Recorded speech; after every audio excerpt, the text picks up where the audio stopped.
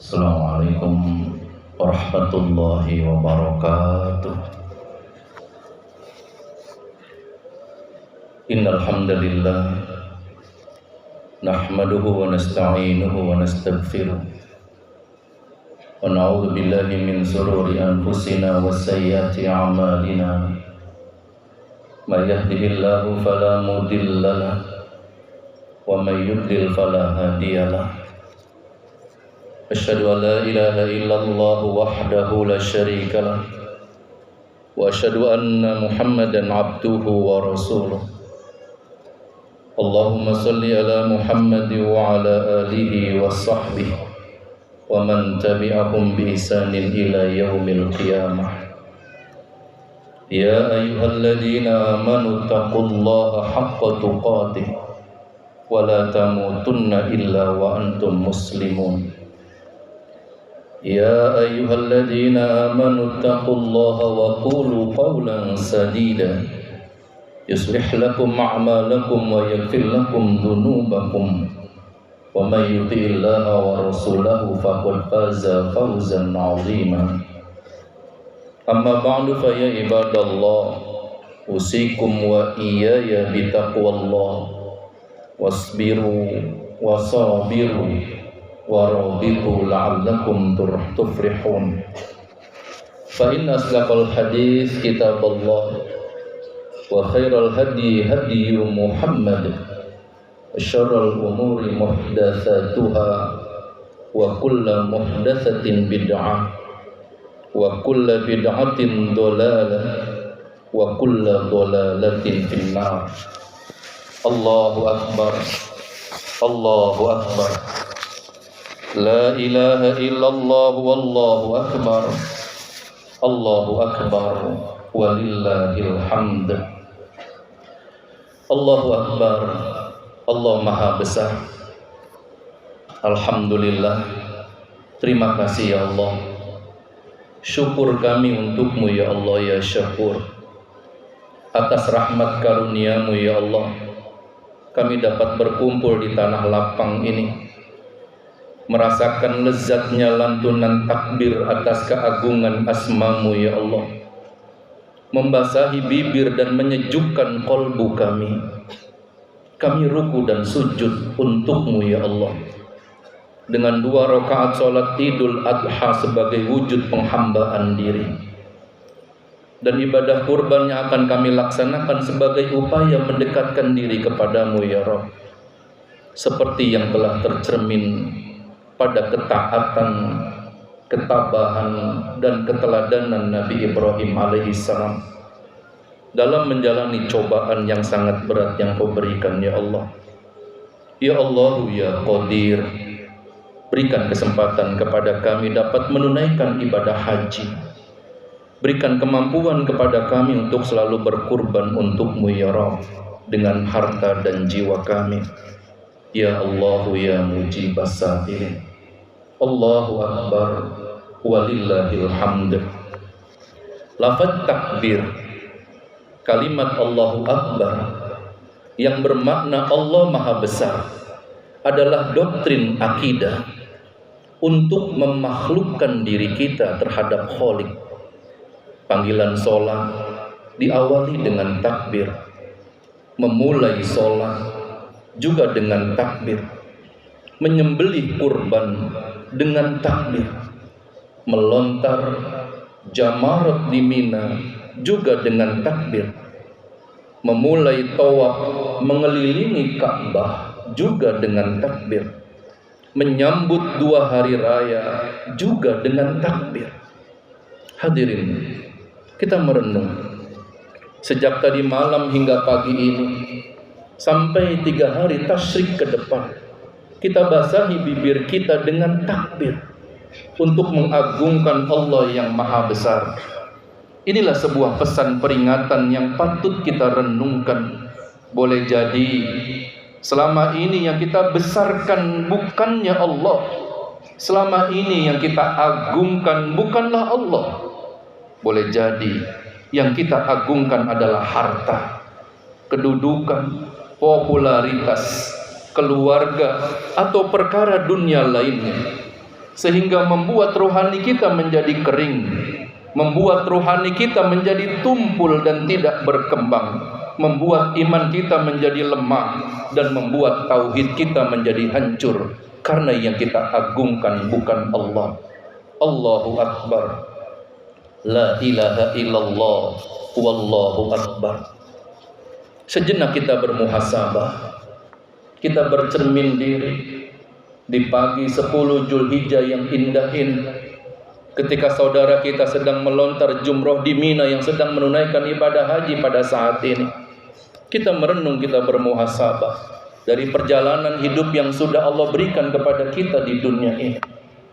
Hadirin, jika di hadapan kita ada sebuah cermin, kemudian kita berada dalam hadapan cermin itu, kita melihat diri kita pada cermin tersebut, kemudian kita mengajukan satu pertanyaan kepada diri yang kita lihat itu.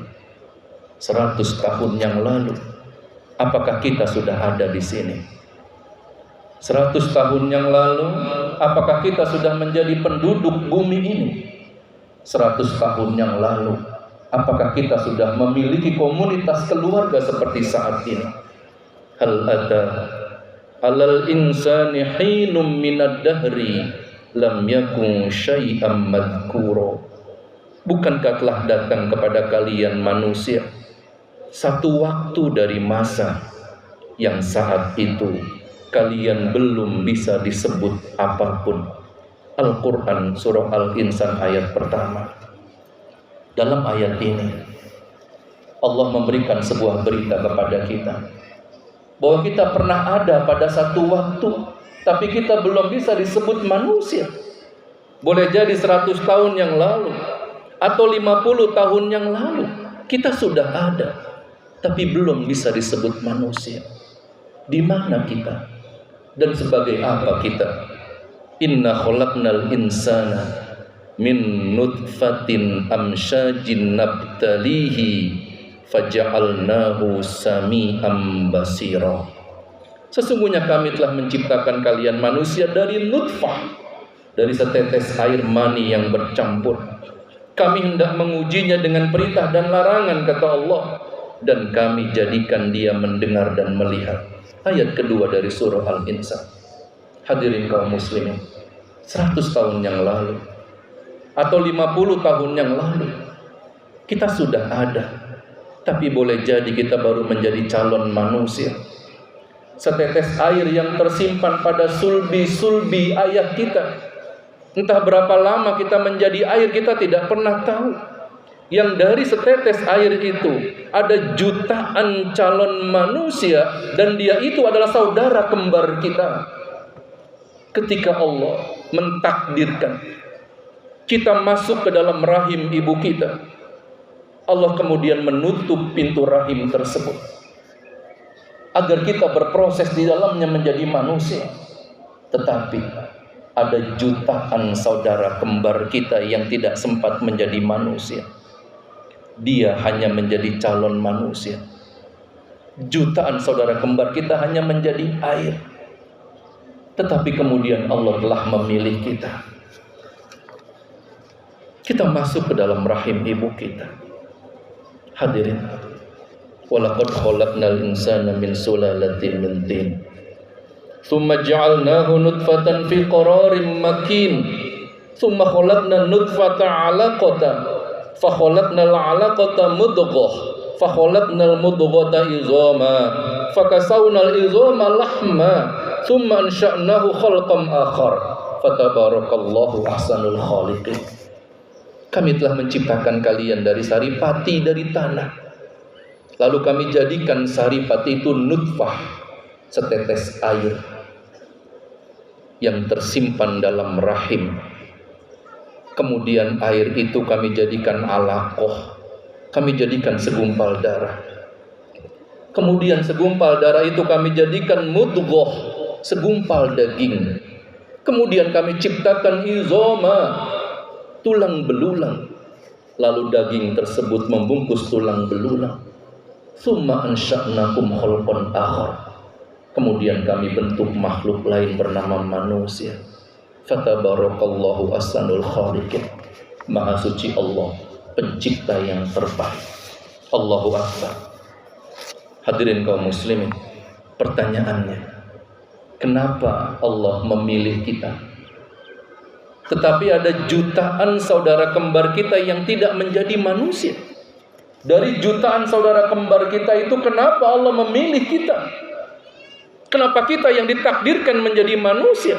Sudahkah kita menangkap berita yang Allah sampaikan kepada kita? Apa tujuan Allah memilih kita menjadi manusia? Apa tujuan Allah menjadikan kita manusia? Wa ma khalaqtul jinna wal insa illa liya'budun. Kita dapatkan dalam surah Adz-Dzariyat ayat 56.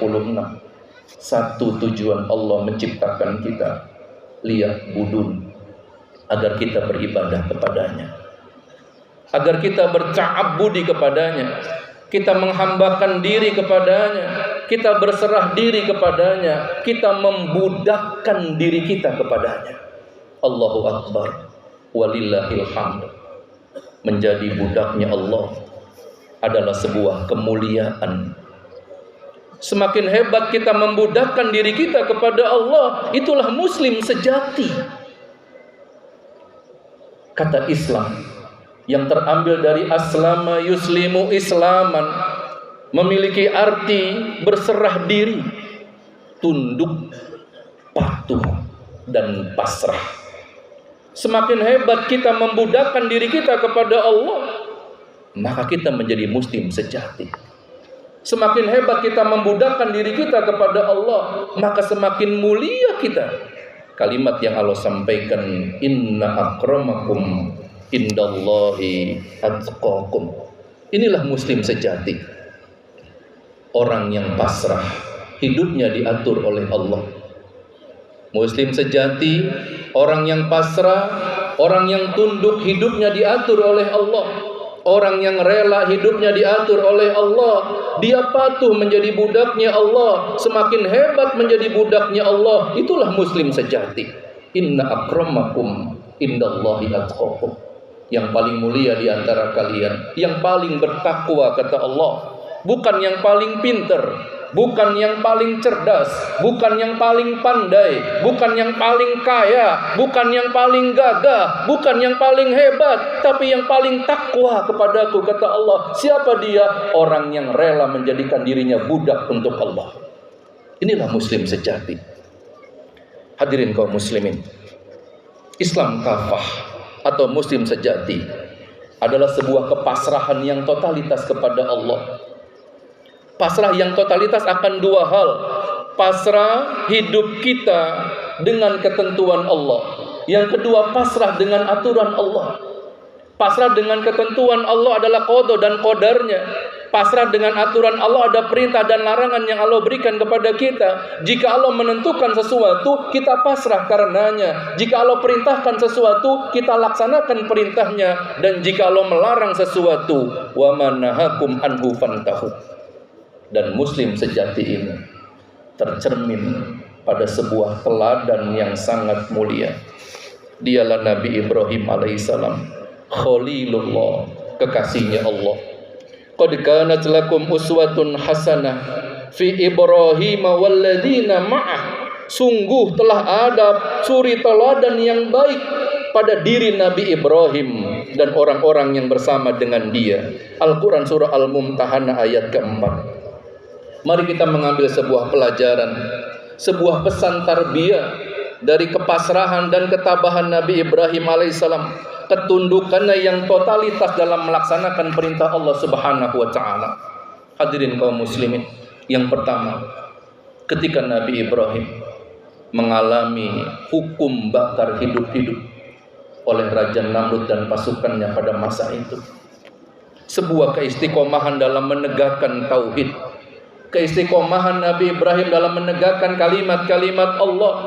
Nabi Ibrahim rela, berani dengan kegigihan tauhidnya menghancurkan patung-patung berhala ketika itu yang menjadi sesembahan manusia pada saat itu, walaupun harus menerima resiko hukum bakar hidup-hidup oleh Raja Namrud dan pasukannya. Ketika dia hancurkan patung tersebut, kemudian Allah mengabadikan dalam surah Al-Anbiya 57-58. Wa tallahi la'akidanna asnamakum ba'da an tuwallu mudbirin faj'alahum judadan ila kabiran lahum la'allahum ilahi yarji'un. Demi Allah, kata Nabi Ibrahim, sesungguhnya aku akan melakukan tipu daya terhadap berhala-berhalamu pada saat kamu meninggalkannya. Maka Nabi Ibrahim menghancurkan berhala-berhala itu, hancur berpotong-potong, kecuali yang terbesar dari patung-patung tersebut, agar mereka kembali bertanya. Surah Al-Anbiya ayat 58. Kemudian ketika menyaksikan hancur luluh patung berhala sesembahan ketika itu, raja yang tirani Jurjana mengatakan, qalu harriquhu wansuru alihatakum in kuntum fa'ilin. Mereka berkata, raja itu berkata, bakar Ibrahim dan bantu Tuhan-Tuhan kalian jika kamu benar-benar hendak bertindak. Dibakarlah Nabi Ibrahim. Ketika api sudah berkobar hebat, kemudian dirinya dilemparkan ke dalam api tersebut. Kita tidak menemukan dalam literasi sejarah manapun Nabi Ibrahim kemudian meronta-ronta. Nabi Ibrahim tidak meronta-ronta untuk berontak. Nabi Ibrahim tidak mohon kepada Allah agar diselamatkan. Tidak. Hanya ada satu kalimat yang keluar dari lisannya. Rasul Muhammad SAW menyampaikan kepada para sahabatnya, buat kita semua, maukah kalian aku ajarkan satu kalimat yang telah dibaca oleh kakek kalian, kata Rasulullah, yaitu Nabi Ibrahim alaihissalam, yaitu kalimat hasbunallah wa ni'mal wakil. Itulah yang keluar dari bibirnya Nabi Ibrahim ketika dia dibakar hidup-hidup pada saat itu. Demi menegakkan kalimat tauhid, lisan keadaan mengatakan, ya Rabb, jika badan ini mesti hangus dalam kobaran api itu, tapi kau tetap cinta kepadaku, aku rela ya Allah, aku pasrah. Seandainya badan ini mesti hangus dalam kobaran api itu, tapi engkau tetap cinta kepadaku, aku pasrah ya Allah. Muncullah kalimat hasbunallah wa ni'mal wakil. Inilah muslim sejati. Apa yang terjadi? Sebuah jawaban yang sangat memuaskan dari Allah. Ketika kepasrahan seseorang kepada Allah ditunjukkan dalam bentuk totalitas, Allah kemudian menyeru, qulna ya narukuni bardan wassalaman ala Ibrahim. Wahai api, dinginlah kamu dan menjadi keselamatan bagi Ibrahim.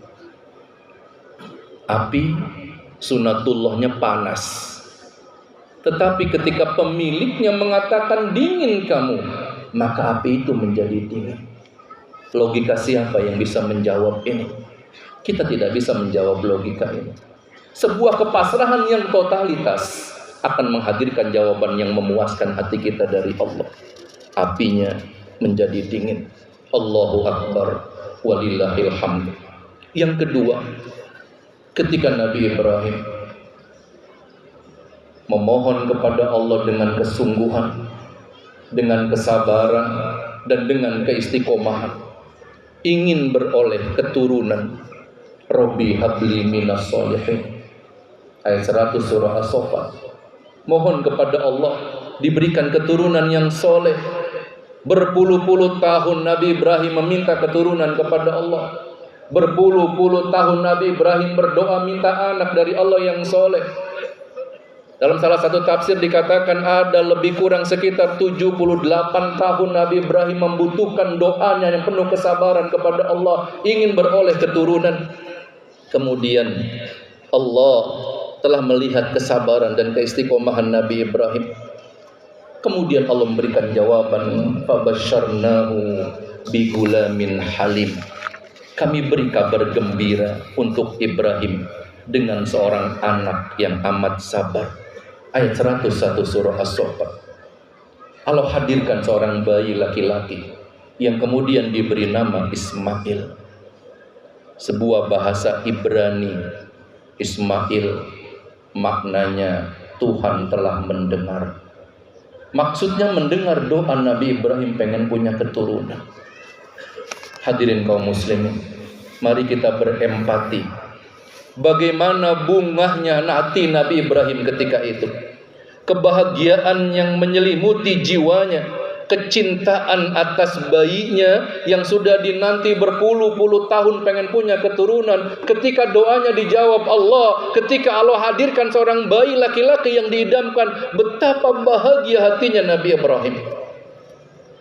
Tetapi kita lihat, ketika kebahagiaan cinta kepada makhluk sampai melebihi cinta kepada yang lain, Allah tidak rela karenanya. Allah yang maha berkehendak kemudian memerintahkan Nabi Ibrahim melalui isyarat pada mimpinya untuk membawa bayinya keluar dari kampung halamannya. Kita rasakan empati ini. Berpuluh-puluh tahun pengen punya anak, begitu sudah Allah berikan, ketika sedang merasakan bunga kecintaan terhadap bayinya, tiba-tiba pemilik bayi ini memerintahkan agar dibawa anak ini keluar dari kampung halamannya. Ketika Nabi Ibrahim terperanjat bangun dari tidurnya, diperintahkan istrinya yang bernama Hajar untuk bersiap-siap, berkemas-kemas, menyiapkan perbekalan untuk melakukan perjalanan yang panjang. Betapa kagetnya Hajar ketika itu. Sebagai istri yang taat, kemudian dia berkemas-kemas, menyiapkan perbekalan yang akan dibawa untuk melakukan sebuah perjalanan panjang. Hadirin kaum muslimin, satu kalimat, kenapa Nabi Ibrahim begitu rela ketika Allah perintahkan untuk membawa bayinya dari tempat tersebut? Jawabannya hanya satu, sami'na wa ata'na. Yang nyuruh, yang punya, yang memerintahkan adalah pemilik anak itu. Jika yang punya diri kita memerintahkan sesuatu, maka jawabannya adalah sami'na wa ata'na. Kita dengar dan kita taat. Itulah muslim sejati. Nabi Ibrahim kemudian melangkahkan kaki, membawa istrinya Hajar dan anaknya Ismail yang masih bayi, yang masih menyusu dan belum disapi, berangkat dari bumi Kan'an di Palestina bagian selatan, menyusuri bumi yang penuh dengan pepohonan dan rerumputan di Palestina, sampai akhirnya tiba di sebuah padang Sahara. Terus berjalan hingga mencapai pegunungan-pegunungan yang tandus, kemudian masuk ke daerah Jazirah Arab, kemudian terus berjalan menuju ke sebuah lembah yang tandus, lembah yang tidak ada tanaman, lembah yang tidak ada pepohonan, lembah yang tidak ada air, dan lembah yang tidak ada penduduk. Nabi Ibrahim turun dari punggung hewan tunggangannya, kemudian menurunkan istrinya Hajar dan bayinya yang masih digendong. Setelah diturunkan, Nabi Ibrahim menyiapkan satu kantong bekal makanan untuk anak dan istrinya, serta satu kantong air yang hanya cukup untuk 2 hari saja. Kemudian Allah perintahkan Nabi Ibrahim untuk kembali pulang ke Palestina. Allahu Akbar. Berpuluh-puluh tahun dinanti pengen punya keturunan.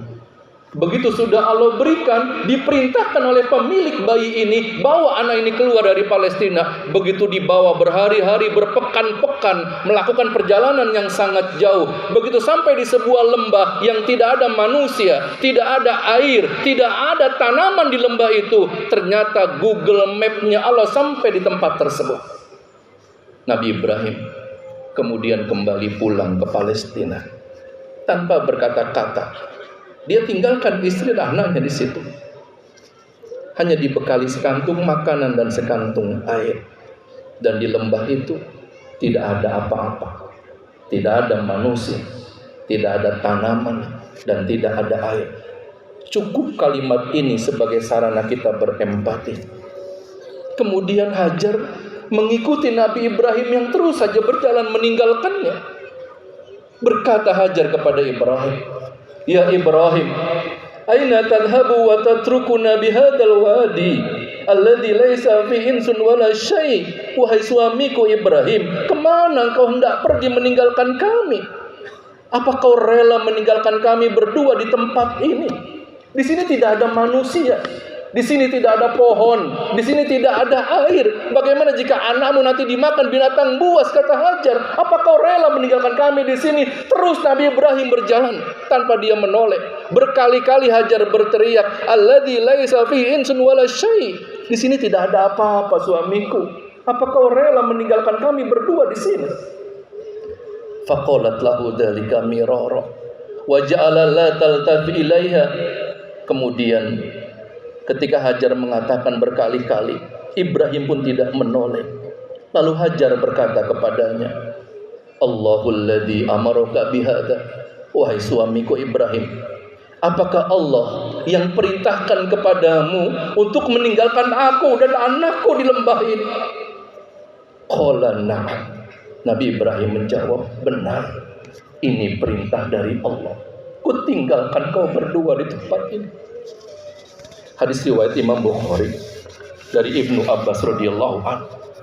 Nabi Ibrahim kemudian mengangkat tangannya, menengadah kepada langit, kemudian dia berdoa, Rabbana inni askantu min dzurriyyati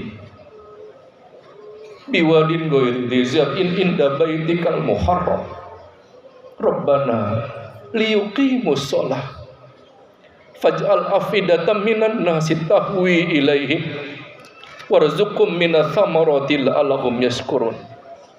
Ya Tuhanku, aku tempatkan keturunanku di lembah ini. Lembah ini tidak ada tanaman. Bi ghairi dzi zar'in inda baitikal muharram, di sisi Baitullah yang dihormati.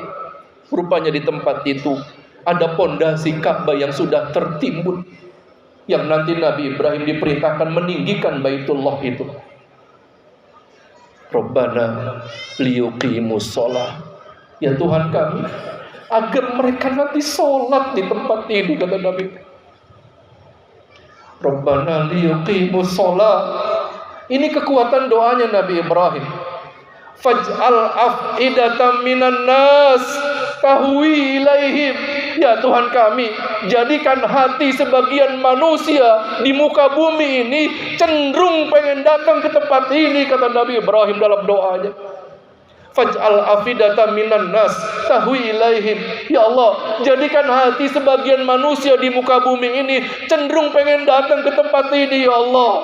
Liyuqimus shalah. Mereka pengen sholat di sini, ya Allah. Kita buktikan sekarang doa ini. Berjuta-juta kaum muslimin, meskipun harus antri berpuluh-puluh tahun, kita rela menunggu untuk datang ke tempat yang didoakan oleh Nabi Ibrahim alaihissalam. Tempat yang penuh keberkahan. Itulah Baitullah. Allahu Akbar. Nabi Ibrahim kembali pulang ke Palestina. Dia pasrah, meninggalkan anak dan istrinya di lembah itu. Nabi Ibrahim berhusnuzon kepada Allah, dan Hajar juga berhusnuzon kepada Allah, berbaik sangka kepada Allah. Ini pelajaran yang kedua. Ketika hari kedua masuk, bekal makanannya habis, airnya sudah habis, air susunya sudah kering. Ismail kelaparan, Ismail kehausan, dia menangis, bingung Hajar. Airnya tidak ada, makanan tidak ada, penduduk tidak ada, tanaman tidak ada, pohon tidak ada. Berlari dia ke atas bukit Sofa, berlari dia ke atas bukit Marwah, sampai bolak-balik untuk mencari air, untuk mencari jangan-jangan ada musafir yang sedang lewat, dia meminta perbekalan, tidak ditemukan. Tetapi bekal dari kepasrahan, buah dari berbaik sangka kepada Allah, ternyata dengan keagungan Allah, di lembah yang tandus itu, Allah kemudian mengeluarkan air Zam-Zam. Allahu Akbar. Allahu Akbar walillahil hamd. Saudara kaum muslimin, apabila banyak di antara kita yang dalam hidup ini mengalami frustasi karena persoalan yang kita hadapi, banyak yang putus asa karena banyaknya masalah yang kita hadapi, ketika kita merasakan suatu kesengsaraan, sesungguhnya itu bukan karena sedikitnya nikmat yang Allah berikan kepada kita, tidak, tetapi karena sedikitnya husnuzon kita kepada Allah, karena sedikitnya baik sangka kita kepada Allah. Kita tidak pernah pasrah dan berbaik sangka kepada Allah. Allahu Akbar. Di padang tandus, Allah siapkan air abadi, itulah Zam-Zam. Allahu Akbar. Yang ketiga, ketika kecintaan kepada Allah mengalahkan cinta kepada yang lainnya. Ketika Ismail sudah balik, ketika Ismail sudah melalui masa kanak-kanaknya, Allah kemudian lagi-lagi perintahkan Nabi Ibrahim untuk menyembelih putranya. Dalam sebuah mimpi di Palestina, suatu malam Nabi Ibrahim menyaksikan dalam mimpinya dia menyembelih putranya Ismail. Besok malam bermimpi yang sama, malam berikutnya bermimpi yang sama. Begitu menguatkan hati bahwa ini mimpi kenabian, berangkat Nabi Ibrahim dari Palestina menuju ke Mekah untuk menemui putranya. Seseorang yang cinta terhadap sesuatu, dia tidak pernah akan berkata mengapa. Tidak, yang ada hanya kalimat sami'na wa ata'na. Yang dipikirkan dalam benak Nabi Ibrahim, gejolak jiwanya. Apa yang mau dia katakan kepada Ismail? Kalimat apa yang mau dikeluarkan untuk anaknya kalau mimpinya sedang menyembelih anaknya? Allah kemudian berikan hidayah sebagai orang yang hanif, kejujuran, dan bermusyawarah. Dengan kalimat yang lemah lembut, Nabi Ibrahim sampaikan kepada Ismail, falamma balagha ma'ahu sa'ya qala ya bunai, wahai anakku, inni ara fil manam, sesungguhnya ayah melihat dalam mimpi ayah, anni adbahuka, ayah sedang menyembelihmu. Berkali-kali ayah bermimpi. Fanzur madza tara, bermusyawarah Nabi Ibrahim, bagaimana pandanganmu wahai anakku, bagaimana pendapatmu wahai anakku? Apa jawaban Ismail? Qala ya abatif al-ma tu'mar satajiduni insyaallahu minas sabirin. Wahai ayah, laksanakanlah apa yang diperintahkan kepada ayah. Insyaallah ayah akan mendapatiku termasuk orang-orang yang sabar. Masya Allah. Kita tidak pernah bisa merasakan dan membayangkan bagaimana dialog ini bisa masuk dalam pikiran kita. Inilah muslim sejati. Nabi Ibrahimnya pasrah, Nabi Ismailnya juga pasrah, menyembelih anak yang dinanti berpuluh-puluh tahun. Cinta kepada Ismail mengalahkan cintanya kepada Allah. Kenapa itu terjadi? Jawabannya sami'na wa ata'na. Jika yang punya menyuruh kita sesuatu, maka jawabannya wa ata'na. Jika Allah perintahkan sesuatu, jawabannya wa ata'na. Yang punya diri kita, perintahnya apapun menjadi ketaatan buat kita. Ramadan kemarin misalnya, 1 bulan kita berpuasa. Kenapa? Karena yang nyuruh berpuasa adalah yang punya perut kita, yang punya mulut kita untuk dipuasakan. Ketika Allah berikan harta kepada kita, yang punya, yang memberikan harta itu memerintahkan untuk dizakati, maka kita keluarkan zakatnya. Yang nyuruh yang punya. Ketika wanita-wanita muslimah diperintahkan tutupi kepala kalian dengan kerudung, siapa yang memerintahkan? Yang punya kepala itu yang memerintahkan, yang punya rambut itu yang memerintahkan. Jika yang punya memerintahkan sesuatu, maka jawabannya sami'na wa ata'na. Itulah Nabi Ibrahim. Kemudian keduanya pasrah dan penyembelihan pun dilakukan. Falamma aslama, nampak betul kepasrahan keduanya. Di atas sebuah bukit di Musdalifah, penyembelihan ini dilakukan. Lihat bagaimana Allah menjawab peristiwa ini. Wa nadainahu ayya Ibrahim qad saddaqtar ru'ya. Wahai Ibrahim, sungguh kamu telah membenarkan mimpi itu. Ini adalah cobaan yang berat Ibrahim. Akan kami tebus anak itu dengan seekor sembelihan yang besar. Akhirnya malaikat mengirimkan seekor domba kibas sebagai ganti sembelihan, memuaskan semua pihak. Allahu Akbar. Muslim sejati adalah orang yang taat, hidupnya diatur oleh Allah. Sebagai penutup dari khutbah ini, kita mengambil pesan pelajaran yang berbeda. Nabi Musa alaihi salam ketika mau dibunuh oleh Fir'aun, berlari mengajak Bani Israel dari Mesir akan dibawa ke Palestina. Dikejar oleh Fir'aun dan tentaranya, dilawan tidak sebanding jumlah pasukannya, persenjataan pun tidak sehebat Fir'aun dan pasukannya. Bermil-mil jauhnya Nabi Musa berlari, kemudian mentok di tepian Laut Merah, tidak ada jalan keselamatan, di depannya hamparan lautan yang luas. Satu kalimat yang muncul. Berjalan ke tepian pantai Nabi Musa, dia mengangkat tangannya penuh kepasrahan. Allahumma lakal hamdu wa ilaikal mustaqa wa antal musta'ad wa la haula wa la quwata illa billah. Allahu Akbar. Ya Allah, segala puji bagimu. Hanya Engkau tempat bercurah segala isi hati. Engkau tempat meminta pertolongan. Tidak ada daya kekuatan kecuali milikmu. Pasrah Nabi Musa. Ketika pasrahnya total kepada Allah, Fir'aun sudah di belakang dengan pasukannya. Dalam hitungan sesaat akan dibantai Musa dan oleh kaumnya.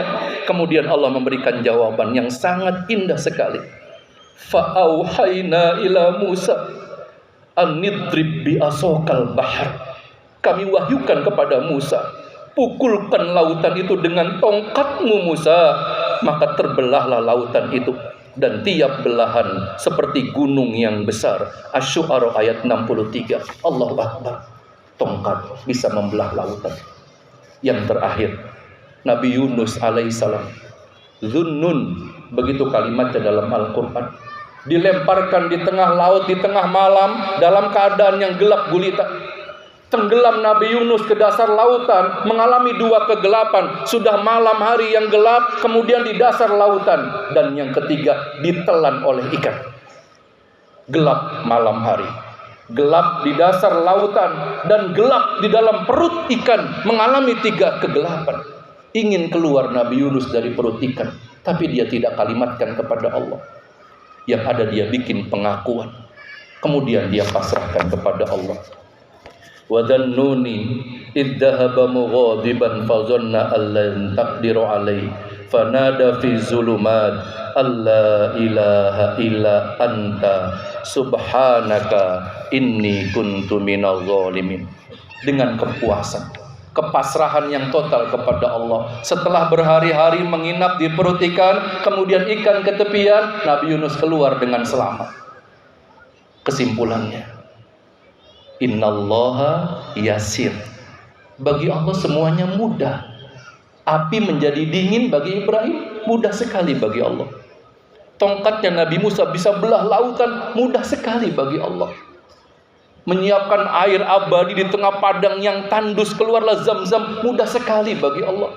Mengganti Ismail dengan hewan kurban domba, mudah sekali bagi Allah. Dan Nabi Yunus setelah 40 malam menginap dalam perut ikan, kemudian keluar dengan selamat. Innallaha yasir, mudah sekali bagi Allah. Saudara kaum muslimin yang dirahmati Allah, apalagi cuma sekedar menyelesaikan masalah kita, apalagi cuma sekedar menyembuhkan penyakit kita, apalagi cuma sekedar menjadikan anak-anak kita soleh dan solehah, apalagi cuma sekedar menjawab doa-doa kita, apalagi cuma sekedar mengabulkan keinginan kita. Innallaha yasir, mudah sekali bagi Allah. Tulijul laila fin nahar wa tulijun nahara fil lail, tukhrijul hayya minal mayit wa tukhrijul mayita minal hayy. Malam dan siang aku ganti setiap hari, mudah bagiku kata Allah. Yang hidup aku matikan, yang mati aku bangkitkan, mudah bagiku kata Allah. Apalagi cuma sekedar menyelesaikan masalah kamu, apalagi cuma sekedar menjawab doa-doa kamu. Masalahnya, boleh jadi kita sudah pandai berdoa, pandai meminta, pandai memohon, pandai bercerita kepada Allah, tapi kita belum pasrah diatur oleh Allah. Tapi kita belum rela diatur oleh Allah. Kadang dipanggil Allah kita tidak datang. Itulah sholat yang 5 waktu. Atau boleh jadi masih ada tempat lain kita berharap, masih ada tempat kita meminta selain Allah, dan masih ada tempat bersandar lain selain daripada Allah. Muslim sejati, orang yang pasrah, hidupnya diatur oleh Allah. Berteladan indah kepada 2 nama kekasih Allah, Nabi Muhammad SAW dan Nabi Ibrahim alaihissalam. Pantas kemudian kedua nama ini selalu kita sebut jika kita sedang sholat, baik pada sholat wajib maupun dalam sholat sunnah. Allahumma sholli ala Muhammad wa ala ali Muhammad kama shallaita ala Ibrahim wa ala ali Ibrahim wa barik ala Muhammad wa ali Muhammad kama barakta ala Ibrahim wa ali Ibrahim innaka Hamidum Majid. Amin ya Allah ya rabbal alamin ya mujibas sakirin. Bismillahirrahmanirrahim. Alhamdulillahirabbil alamin. Ya Allah ya Rabbana ya Syakur. Terima kasih ya Allah. Terima kasih atas semua anugerah nikmat-Mu untuk kami. Sampai pagi ini kami masih dapat menghambakan diri di tanah lapang ini. Ya Allah ya Ghafur, ampuni ya Allah. Ampuni kami sebesar apapun dosa yang pernah kami lakukan. Ampuni seluas apapun dosa yang kami perbuat. Ampuni sebanyak apapun dosa yang pernah kami kerjakan ya Allah. Ampuni jika kami belum istiqomah dalam menghambakan diri kepadamu. Ampuni jika kami belum tunduk dengan aturan-Mu ya Ghafur. Ampuni dosa kedua orang tua kami ya Allah, ayah bunda kami. Ampuni dosa keluarga kami. Ampuni dosa tetangga kami. Ampuni dosa saudara-saudara kami. Ampuni dosa guru-guru dan pemimpin kami. Ya Allah ya Sabur, kuatkan kesabaran kami dalam menegakkan syariat-Mu ya Allah. Kuatkan kesabaran kami dalam menghadapi berbagai cobaan hidup ini. Kuatkan kesabaran kami dalam iman dan Islam ya Allah. Kuatkan lahir batin kami ya Qawiyyu ya Aziz. Kuatkan iman kami ya Rabb, agar kami semakin istiqomah dalam ibadah kepadamu. Kuatkan iman kami ya Rabb. Jauhkan dan lindungi kami dari dosa dan maksiat. Ya Allah ya Salam. Duhai Allah yang maha menyelamatkan, selamatkan kami dan keluarga kami di dunia. Selamatkan kami dan keluarga kami di alam kubur. Selamatkan kami dan keluarga kami di akhirat kelak.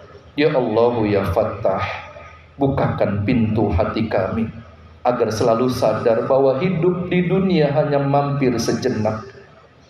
Yang Engkau tahu kapan ajal kami Kau jemput ya Allah.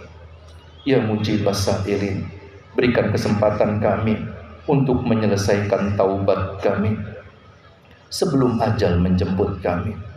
Berikan kesempatan kami ya Rabb untuk merasakan lezatnya husnul khatimah. Allahumma izzal islamu wal muslimin wansur man nassaraddin. Allahumma ansuril mujahidina fi Palestin. Allahumma gfirlil muslimina wal muslimat wal mu'minina wal mu'minat al ahya'i minhum wal amwat. Allahumma antas salam wa minkas salam. Tabarakta ya dzal jalali wal ikram. Rabbana atina fid dunya hasanah wa fil akhirati hasanah wa qina adzabannar. Subhana rabbika rabbil izzati amma yasifun. Wassalamun alal mursalin walhamdulillahi rabbil alamin. Assalamualaikum warahmatullahi wabarakatuh.